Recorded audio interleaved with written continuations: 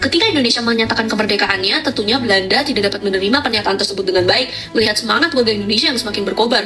Apalagi Indonesia memiliki pulau-pulau seperti Pulau Bali dengan sumber daya alam yang luar biasa, dengan tenaga kerja yang luar biasa, dan juga dengan lokasi-lokasi yang strategis sesuai dengan ekspektasi warga Belanda. Oleh karena itu, pada tanggal 11 sampai 15 November 1946, pada perjanjian Linggarjati, Belanda tidak memasukkan Pulau Bali sebagai pulau yang dapat dikuasai oleh Indonesia melihat potensi-potensi tersebut. Hal tersebut tentunya memicu amarah warga Bali untuk merebut kembali kekuasaan agar jatuh ke tangan Indonesia, bukan ke tangan Belanda. Perlawanan pun dilakukan dan itulah Perang Puputan Margarana. I Gusti Ngurah Rai dan I Gusti Wayan Debes menyerang sebuah tangsi polisi untuk merebut persenjataan pada 11 November 1946. Keberhasilan ini menyebabkan turunnya stabilitas dan dominasi Belanda di wilayah tersebut, persenjataan Belanda di Tabanan berkurang, dan sirkulasi senjata di antara oposisi Belanda.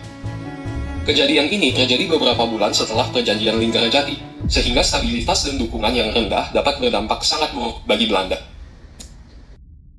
Belanda mengetahui efek dari serangan ini, sehingga pada 20 November 1946, pasukan Belanda mengepung Desa Marga dan sekitarnya. Belanda ingin menunjukkan kekuasaannya serta menghancurkan oposisi mereka.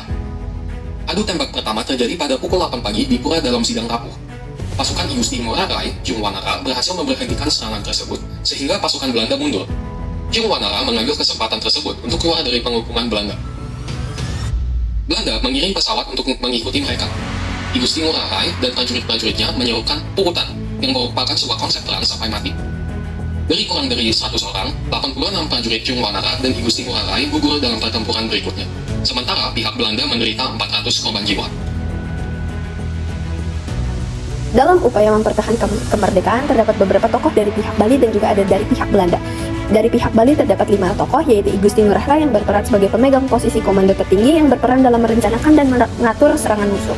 Lalu ada juga I Gusti Ngurah Made Jelantik yang berperan sebagai wakil komando, I Gusti Ngurah Made Tangkas yang berperan sebagai panglima perang, I Gusti Ngurah Putu Wisnu yang berperan sebagai komando pasukan keris, dan yang terakhir adalah I Gusti Ngurah Gede yang berperan sebagai komando pasukan bambu. Lalu dari pihak Belanda terdapat pasukan Brigade YKNIL yang merupakan pasukan yang dijuluki sebagai Gajah Merah, yang juga merupakan bagian dari pasukan NICA yang sudah didukung oleh sekutu. Pengaruh bangsa Indonesia dalam upaya mempertahankan kemerdekaan dalam ancaman sekutu dan Belanda pada masa lalu dan masa sekarang. Masa lalu, pertama, Indonesia bersatu. Perlawanan terhadap sekutu dan Belanda seperti yang terjadi dalam pertempuran Surabaya, Ambarawa, dan Bandung Lautan Api memperkuat semangat persatuan dan nasionalisme.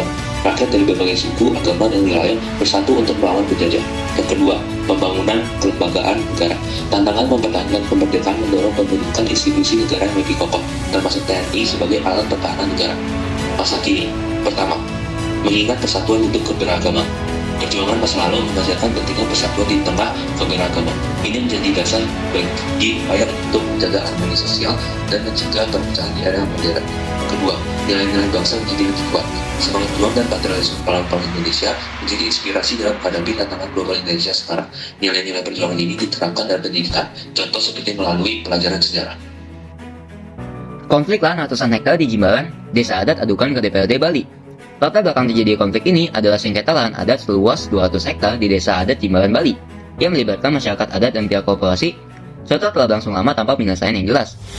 Asal ancaman berasal dari dalam negeri, yaitu konflik antara korporasi nasional dengan masyarakat adat lokal.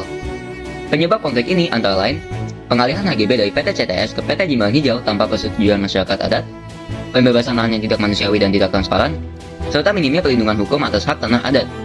Dampak dari konflik ini adalah sekitar 200 kepala keluarga kehilangan tempat tinggal, aktivitas adat terganggu karena keterbatasan lahan, dan mengancam persatuan dan kesatuan masyarakat lokal, serta menurunkan rasa keadilan dan nasionalisme. Solusi untuk menyelesaikan konflik yang terjadi diperlukan solusi dari berbagai pihak, yaitu pemerintah, masyarakat, dan individu. Bagi pemerintah, yang pertama, menjadi penengah yang adil antara masyarakat dan korporasi melalui mediasi resmi. Yang kedua, meninjau ulang status hukum tanah dan proses pengalihannya. Yang ketiga, memberikan perlindungan hukum yang tegas bagi masyarakat adat agar hak mereka tidak diabaikan. Bagi masyarakat, yang pertama, bersatu dan melakukan gugatan hukum secara tertib. Yang kedua, mengumpulkan bukti sah terkait kepemilikan atau penguasaan tanah. Yang ketiga, menjadi aksi tetap damai dan tidak mudah terprovokasi. Bagi individu, yang pertama, menumbuhkan kepedulian terhadap keadilan dan hak masyarakat adat. Kedua, mendukung perjuangan masyarakat dengan menyebarkan informasi yang benar.